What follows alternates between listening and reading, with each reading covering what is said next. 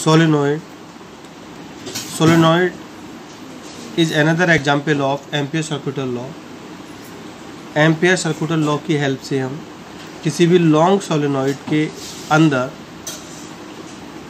Magnetic field intensity find कर सकते हैं। लॉन्ग सोलेनॉइड से हमारा मतलब है L length of solenoid is much greater than R radius of solenoid. Length radius से करीब 20 टाइम्स ज़्यादा होनी चाहिए, तो हम किसी भी सोलेनॉइड को लॉन्ग सोलेनॉइड की तरह ट्रीट कर सकते हैं। इस किसी भी सोलेनॉइड को बनाने के लिए हमें इंसुलेटेड वायर को हेलिक्स की फॉर्म में स्प्रिंग की तरह क्लोजली बाउंड करना होता है। इंसुलेटेड वायर होगा ये, जिसे हेलिक्स यानी स्प्रिंग की तरह हेलिक्स फॉर्म में क्लोजली बाउंड करना होगा। क्लोजली बाउंड इसलिए करते हैं क्योंकि each turn waves as a circle. हर टर्न उसका एक सर्कल की तरह बिहेव करे। जैसे इस डायग्राम में हमने इस इंसुलेटेड वायर को हेलिक्स फॉर्म में बाउंड कर रखा है, तो यहाँ से करंट पीछे से होता हुआ यहाँ से बाहर आ रहा है, यानी अपवार्ड डायरेक्शन में है करंट, और यहाँ से करंट अंदर एंटर हो रहा है, अंदर जा रहा है, तो ये डाउनवर्ड डायरेक्शन में है। और फिर यहाँ से करंट अपवार्ड बाहर आ रहा है और यहाँ से करंट डाउनवर्ड अंदर जा रहा है। तो जो अपवार्ड करंट होता है उसको हम डॉट से रिप्रेजेंट करते हैं, और जो डाउनवर्ड करंट होता है उसको क्रॉस से रिप्रेजेंट। तो इस तरह से यहाँ पर ये डॉट बनते चले जाएंगे। डॉट का अपवार्ड करंट के डायरेक्शन है, और यहाँ पर ये क्रॉस बनते चले जाएंगे। ये सब डाउनवर्ड करंट के डायरेक्शन है। डाउनवर्ड क्रॉस से शो किया जाता है और अपवार्ड डॉट से शो किया जाता है, क्योंकि जब इस सरफेस से एरो बाहर आ रहा होगा, ये एरो, तो हमें ये डॉट दिखेगा इस तरह का, और जब एरो इसके अंदर डाउनवर्ड वर्टिकली अंदर जा रहा होगा तो हमें फिर इसके पीछे का ये क्रॉस दिखने लगता है। 3D डायग्राम में क्रॉस दिखने लगता है। तो आपको यहाँ डॉट और यहाँ पर क्रॉस दिखाई देंगे।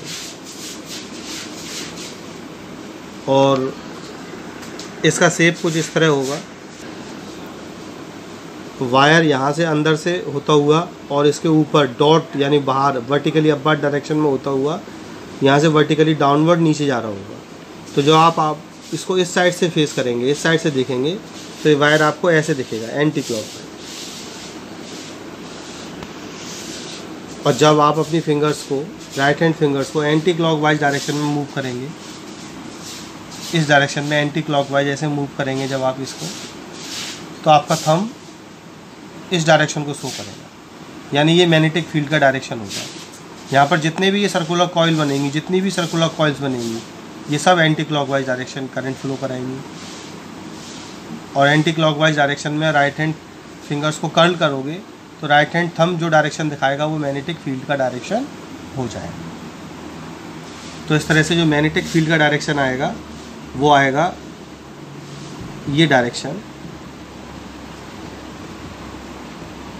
along the axis of solenoid। Magnetic field right में होगा, towards right, along the axis of magnetic field. तो मैग्नेटिक फील्ड का डायरेक्शन इधर होगा। अब हम एक कोई पॉइंट इसके अंदर ले लेते हैं, सपोज P। तो यहाँ पर ये वर्टिकली अपवर्ड डायरेक्शन के करंट है और ये वर्टिकली डाउनवर्ड डायरेक्शन की करंट है। तो राइट हैंड पाम रूल से अगर कोई वायर वर्टिकली अपवर्ड डायरेक्शन में है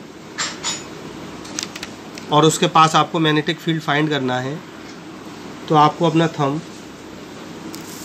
आपको अपना थंब करंट की डायरेक्शन में करना होगा और फिंगर्स पॉइंट पी की तरफ कर देनी होगी। तो जब आप इसमें देखेंगे तो यहाँ करंट अपवार्ड है। अपवार्ड करंट का मतलब आपको अपना थंब ऊपर करना होगा अपवार्ड डायरेक्शन में और फिंगर्स टुवर्ड्स पी। तो आप देख रहे हो ये पाम जो है वो इस साइड आ गया, पाम का डायरेक्शन इस साइड आ गया। और जब हम क्रॉस पर चेक करेंगे तो थंब को नीचे कर देंगे क्रॉस की डायरेक्शन में और फिंगर्स को पी की तरफ, fingers towards P, fingers P अब पॉइंट ऊपर है। और जब हम यहाँ देख रहे थे तो डॉट था, डॉट का मतलब थंब ऊपर और फिंगर्स इधर पी की साइड। और यहाँ पर क्रॉस है, क्रॉस का मतलब थंब नीचे और फिंगर्स पी की तरफ। तो दोनों ही कंडीशन में जो आपका पाम आ रहा है वो इस साइड आ रहा है, मैग्नेटिक फील्ड की साइड में। इसका मतलब मैग्नेटिक फील्ड पॉइंट पी पर इस डायरेक्शन में है, ये प्रूव हो जाता है। लेकिन अगर आप कोई पॉइंट क्यू लेते हैं, इसके आउटसाइड कोई पॉइंट क्यू लेते हैं, तो क्यू पर जब आप यहाँ से फाइंड करेंगे क्रॉस से, तो क्रॉस पर थंब नीचे और फिंगर्स क्यू की तरफ। क्रॉस का मतलब थंब नीचे in the direction of current और फिंगर्स क्यू की तरफ। तो इसका डायरेक्शन इधर आ रहा है राइट में। लेकिन जब आप इस डॉट की वजह से देखेंगे तो थंब ऊपर डॉट डायरेक्शन में और फिंगर्स अभी भी क्यू की तरफ।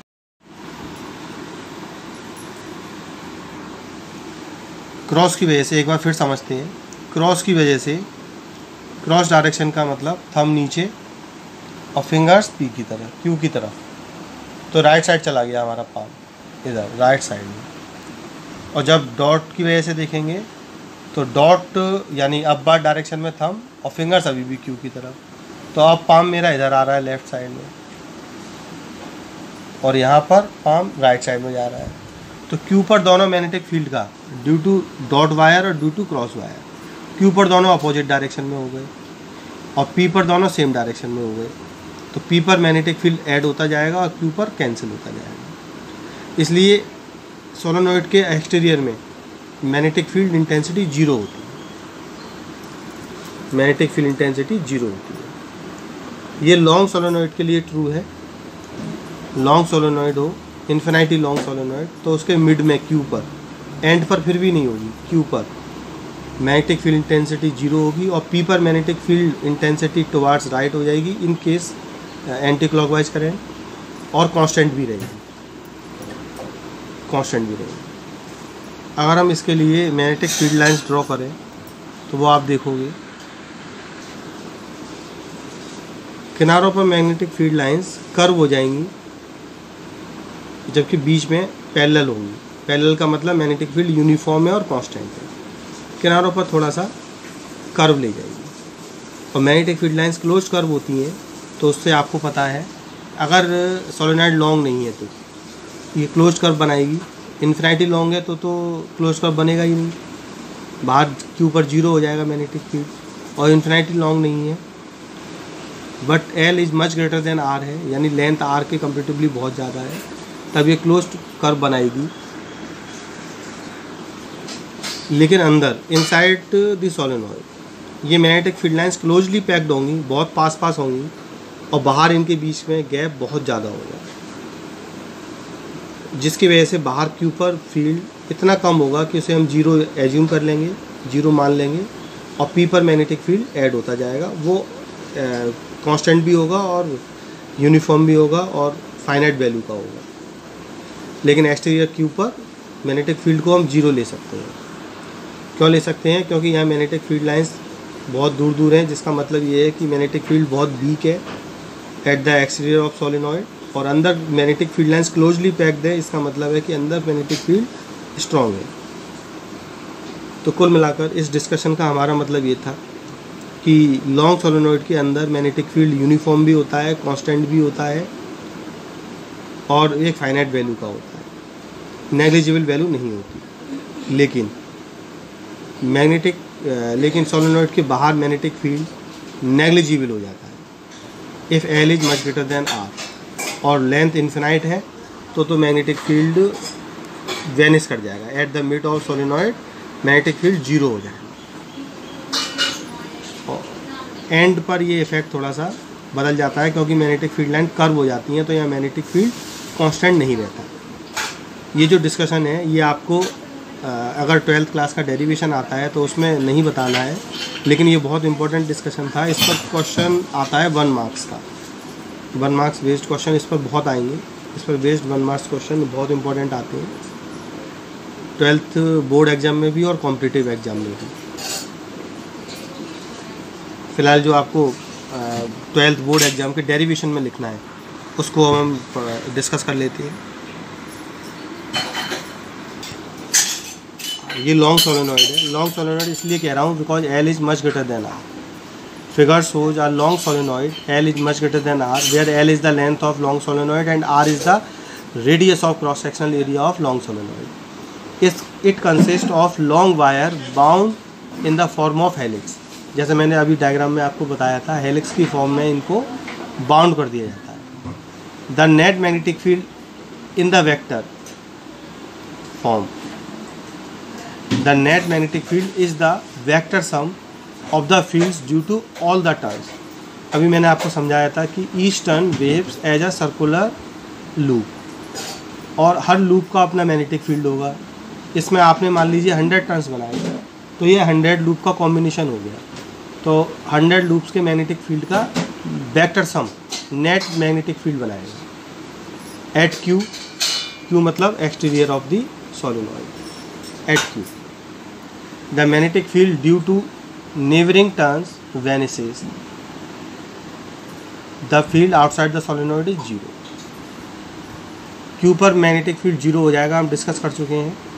और P इनसाइड में at P field is strong and uniform and along the axis of solenoid because field due to neighboring turns adding, ये ऐड हो जाएंगे तो P पर मैग्नेटिक फील्ड कांस्टेंट रहेगा, यूनिफॉर्म होगा, बट Q पर 0 हो जाएगा एज वी डिस्कस्ड अर्लियर। अब हम इसमें एम्पियर सर्क्यूटल लॉ अप्लाई कर देते हैं। तो यहाँ पर ये A B C D ampere circuital law है। इसकी लेंथ हमने ए से बी तक की एक्स सपोज कर ली है और इस सोलेनोइड में आई करंट फ्लो कर रहा है। तो एक टर्न में आई करंट फ्लो कर रहा है। जैसे हम इसको देखें तो यहाँ पर आई करंट इस टर्न में होगा, आई इसमें, आई इसमें, आई इसमें और आई इसमें। तो इस तरह से तो यहाँ करंट हो जाएगा 1 2 3 4 5 आई। लेकिन अगर हमने यहाँ लेट किया हुआ है कि इस सोलेनोइड की यूनिट लेंथ में n टर्न्स हैं और a से b तक की लेंथ x है। यूनिट लेंथ में जो टर्न्स हैं वो x हैं, यूनिट लेंथ के अंदर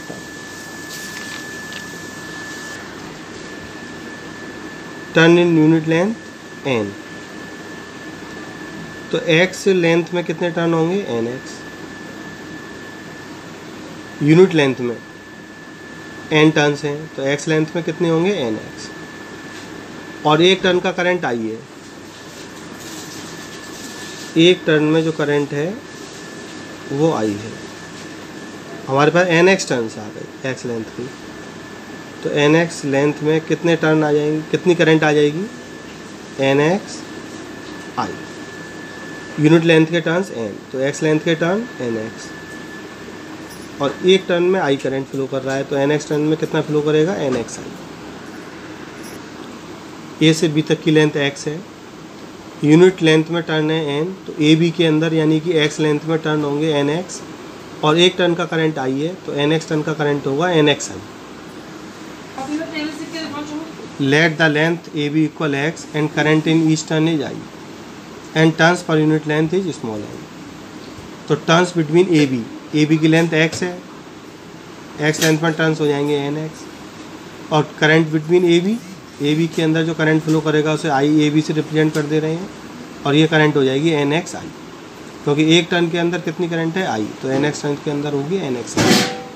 from ampere circuital law, ampere circuital law होता है integration line, close line integral B dot D L equal mu naught I A B. Current वही लेंगे जो एम्पियरल लूप के अंदर आ रही है। ये क्लोज्ड है। क्लोज का मतलब,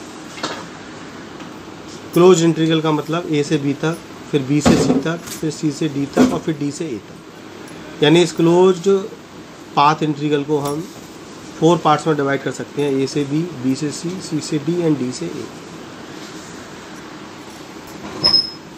तो इस क्लोज्ड पाथ इंटीग्रल को हमने, क्लोज पाथ लाइन इंटीग्रल को हमने ए से बी, बी से सी से डी और डी से ए 4 पार्ट्स में कन्वर्ट कर दिया।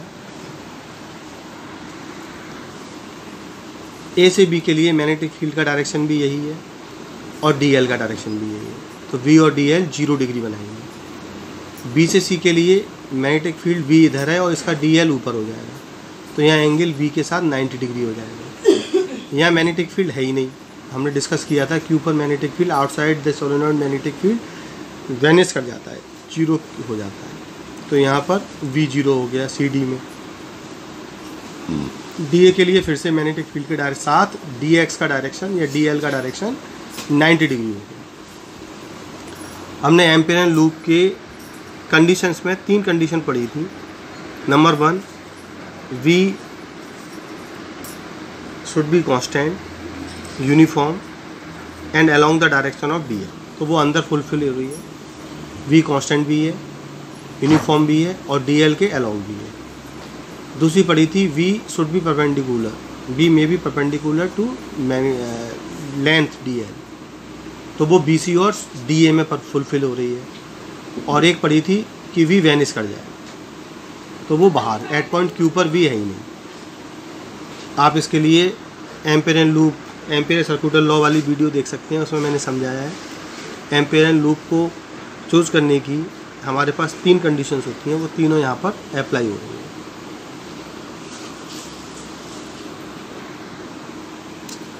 तो ए से बी के लिए बी और डी एल के बीच का एंगल 0, बी से सी के लिए बी और डी एल के बीच का एंगल 90, सी से डी में मैग्नेटिक फील्ड है ही नहीं, वेनिश हो गया। डी से ए के लिए बी और डी एल के बीच का एंगल फिर से 90 और इक्वल आएगा mu naught into current within the A B, यानी एम्पियरल लूप के अंदर कितना करंट है। और आई ए बी के अंदर जो करंट है उसकी वैल्यू हमने एन एक्स आई फाइंड की हुई है। यहाँ पर ये ऊपर आई ए बी की value N X I find कर रखी है। तो बी ये कॉस 90 0, ये 0 है ही, ये कॉस 90 0, तो सिर्फ वी बाहर ले लिया और डी एल इंटीग्रेशन बचा लिमिट ए टू बी। इधर राइट आर एच एस पर आ जाता है म्यू नॉट एन एक्स आई। डी एल का इंटीग्रेशन करना है ए से बी तक, और मैंने पहले ही बता रखा है कि ए बी की लेंथ एक्स है, तो डी एल का इंटीग्रेशन ए से बी के बीच एक्स आएगा, क्योंकि हमने एज्यूम किया हुआ है ए बी इक्वल एक्स। तो यहाँ डी एल का integration between A to B, limit A to B X आ गया, तो हम D L integration A to B को एक्स लिख सकते हैं। V X equal mu naught N X I, X से एक्स कैंसिल, तो वी की वैल्यू आ जाती है mu naught N I tesla. Magnetic field at the ends of long solenoid, जो मिडिल में मैग्नेटिक फील्ड होता है उसका हाफ होता है एंड्स, तो ये आ जाएगा V equal mu naught N I upon Tesla.